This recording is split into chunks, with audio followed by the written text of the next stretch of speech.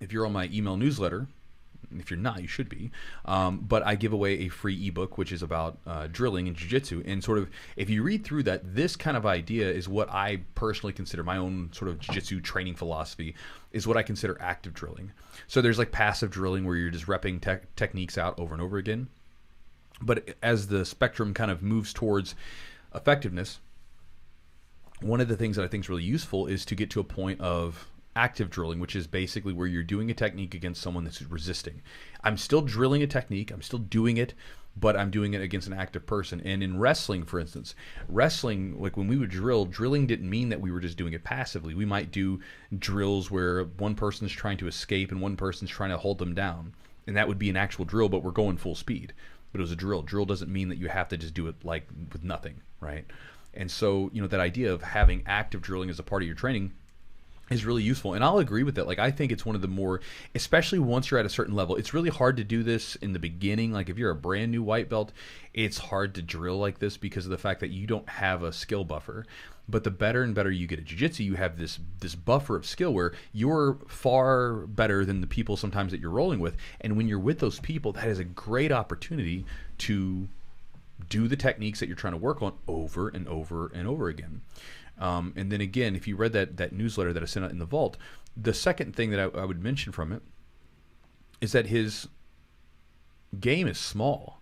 Like Bernardo said that he didn't have a ton of techniques. He would talk, he just said he would have a handful of techniques that he'd use. I remember Hodger Gracie was doing an interview a while ago, or he was actually doing a talk at a gym.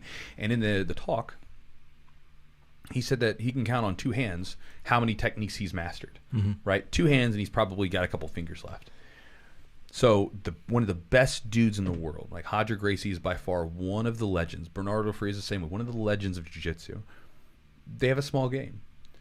And then yet people think that they need to somehow have this massive game to be good, right? Again, you're going to know a lot, and even Hodger said this in the video. He's like, I know a lot of moves. I know a ton of stuff. But my best stuff, when push comes to shove, it's these handful of techniques. And so for you, again, it's the same thing.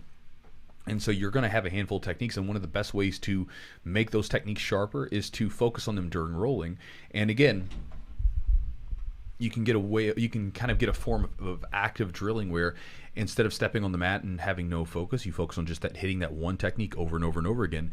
And again, I thought that was a useful training tip from Bernardo, and I figured it would be useful for you guys because I know right now some people are coming back from the lockdown, some people are still in the lockdown, and everybody's training is a little bit more limited than it used to be. And so with that, you don't necessarily have a ton of time to drill, a ton of training partners. So having a focus when you step on the mat is really important. So being able to focus in on whatever it is that you're doing and focus in on that particular technique or whatever it is that you're trying to use would be a good idea. So if you don't have drilling partners, or if you don't have the time to drill, just rolling with people and going for the same techniques over and over and over again can be a really valuable way of training, because you're going to sharpen those weapons up.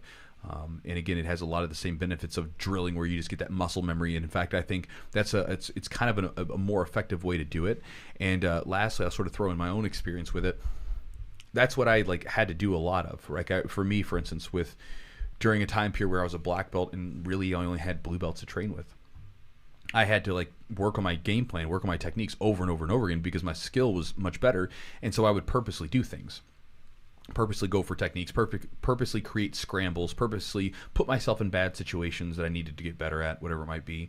And then, especially when techniques get closer, or competitions get closer, that's when I'll start to drill more. So for instance, 2 weeks before competition, that's where I'll start to probably my training, actual hard training, is going to drop.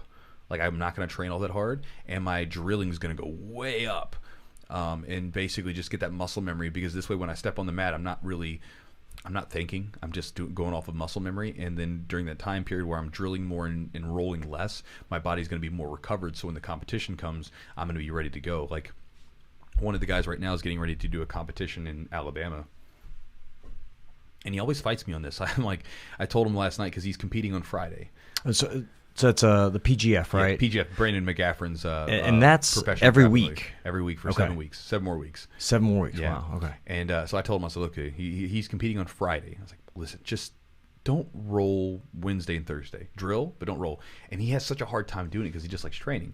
But I'm like, I promise you, by Friday, you're going to be recovered. You're going to be rested. and you're going to be ready to go. You're going to be wanting to be out there rolling. You're going to be wanting to compete. You're going to be wanting to do that. Whereas if you train your tail off all week long, then by the time it comes, you're going to be like, I'm so tired. And so again, just an idea for you guys. So if you're trying to get some drilling in, drilling doesn't have to be just simply repetition after repetition after repetition. It can also be rolling with situational style rolling. It can be rolling where you just have a goal that you're after. You're still going to be focused in on it. And then again, that's why that little ebook that I give away when people sign up for my newsletter, I call it Focus Jiu-Jitsu, because really that's what it's about, right?